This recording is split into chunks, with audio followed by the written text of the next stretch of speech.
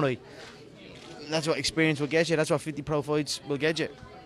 When you were going into this fight and your preparation, what really was the game plan? You know, it was just more to get adjusted to 12 rounds. I've never done 12 rounds before, you know what I mean? So just getting adjusted to that was, I suppose, a big factor, putting in the sparring rounds. Even in the sparring rounds, I always like super slick early rounds, first 3-4 rounds, I'm always mine. Started to kind of get fatigue, 8, 9, 10, little iffy rounds for me. But then I'd always get that second wind, and 11 and 12 I'd always take over again. I didn't get to the 11th and 12th, so I don't know. I'm going to ask you about those early rounds. Obviously, you were very sharp in there. A lot of people would have given you those early rounds. I threw an uppercut and it just hit him here and then hit him here. But if it was a millisecond earlier, it would have just hit him there, and that would have been all she wrote. Right. But here, I tell you what, he took the smacks well and he stayed composed. I could see a little bit of panic in his face early on, but he absorbed them and stayed in it, so fair play to him. Was there any was there any part of you that was a little bit hesitant when you were throwing in those early rounds, trying to conserve power, saying, oh, maybe I'm not going to throw as hard as possible? Yeah, because I'm thinking of 12 rounds, of course. I'm thinking of 12 rounds, like I said. I could get to the first 6 handy, but then I'm like, after the 6, I'm like, right, I have another 6 to go. So I always had that iffy little, those couple of rounds after the 6.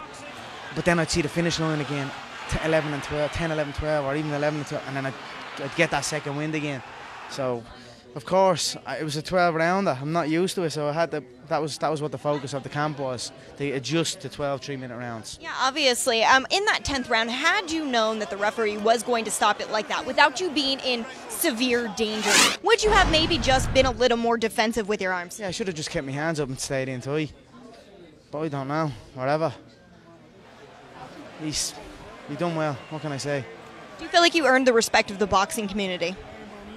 Don't know. Couldn't tell you that. I mean, I went in and put on I thought I'd done better than most of them against them. I certainly thought I won more rounds than anyone's won against them. So I thought I was hitting him clean. Although he was catching some snap-back shots, I was catching him with the jab clean, and his head was snapping back many times. So, it. You two exchanged some words in there. What really was said between the two of you? I just said fair play to you. I thought I had you the early rounds, but your composure shone through. You're a composed man and you got the win. I have nothing but respect.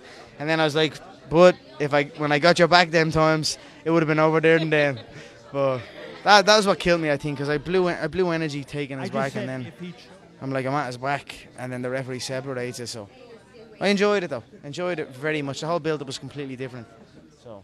Do you feel like he was ducking down? Do you feel like he was turning his back? Do you feel like he was clinching to preserve his own energy and to tire you out there? Yeah, that's what I'm saying. Like, if I got through that 10th round, I think then he has to deal with his energy. Do you know what I mean? Like, if you think of the DS3, I had that little wobbly stage, but then he blew his muck, and then round 4 was mine, and round 5 was mine. Do you know what I mean? Yes. You come through this. So that's what I'm thinking. If I'd have got to that corner and got my composure, then I'm thinking he's had to throw a lot of shots, and I'm still here. Now it's him that has to deal with his energy. So that's why I was a bit upset that it got stopped like that. Let me go to me. Unless I go down. Do you know what I mean? He's not a powerful puncher. You know what I mean? He's composed, but he's not powerful, so that shouldn't have been stopped, I don't think. I know this is a really hard question to answer, but where do you feel like you go from here? Haven't a clue. Have not got a clue, Megan. Don't know. Who else wants it?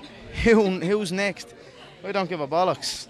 I've got multiple world titles in the UFC. I've got boxing wants me. I know they want to see me back here as well. So I don't know. I tell you where I go. Back to figure out where I went wrong. Back to adjust to forward pressure.